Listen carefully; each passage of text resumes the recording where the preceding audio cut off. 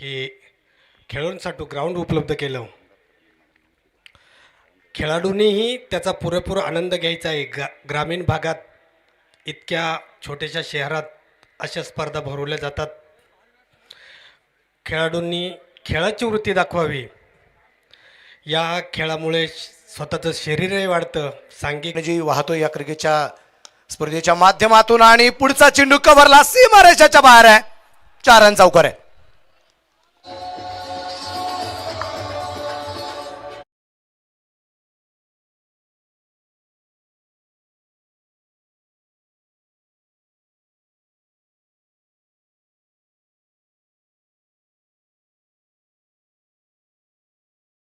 आपल्याला ज्या पाहायला मिळत आहेत श्री गणेश 11 कोतुळ संघ सुरुवातीला फलंदाजी करत असताना विशाल तरकच्या बॅटमधून अगदी आपण पाहतो. या ठिकाणी आलेला सूर्यप्रकाशचा चौकार आपल्याला पाहायला मिळालाय. युवराज गुंजाळ जो गोलंदाज मार्कवरती आपल्याला पाहायला मिळतोय. परत एकदा डावखुऱ्या हाताने यावेळेस मात्र बिग हिट केलाय. चेंडू मात्र सीमारेषेच्या बाहेर आहे. षटकार आहे.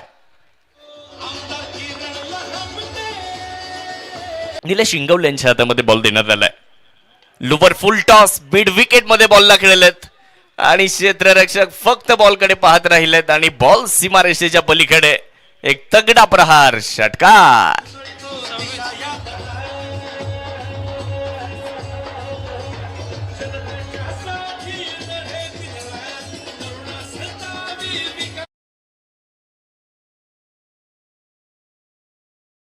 पण मैदानाच्या आतमध्ये बॅटिंग करत असताना बघू शकता तर त्यांच्या जोडीला गणेश राऊत हे 2 सलामीचे फलंदाज मैदानाच्या आतमध्ये दाखल झालेले आहेत. अतिशय सुंदर असं मैदान, त्याचबरोबर तितकंच सुंदर असं आयोजन, प्रभावी नियोजन आपल्याला या क्रीडा स्पर्धेचं बघायला मिळतंय. आमदार चषक अर्थात कोतुळ प्रीमियर लीग 7वं वर्ष आणि आज पहिला दिवस. परत एकदा मोठा फटका खेळण्याचा इरादा यष्टीरक्षक घेतात. बॉलवर धाव तिकडे मिळणार नाही. हा चेंडू मात्र निर्धावित असताना आपल्याला बघायला मिळतोय. आमचे रवी आरोटे सर यांचेही आम्ही मनापासून आभार व्यक्त करू.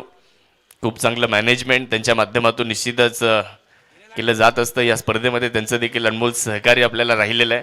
या स्पर्धेमध्ये 2ऱ्या क्रमांकाचा पुरस्कार आपल्याला निश्चितच त्यांच्या माध्यमातून मिळालेला आहे. यावेळेस देखील बॉल सीमारेषेच्या पलीकडे आणि अजून एक षटकार भेटीला आली आहे. सर्व क्रीडा रसिकांचं स्वागत. जाऊयात ओव्हर नंबर 4 कडे. पहिलाच बॉल आणि पहिल्याच बॉलवर गोलंदाजाचं भव्य स्वागत या ठिकाणी करण्यात आलंय.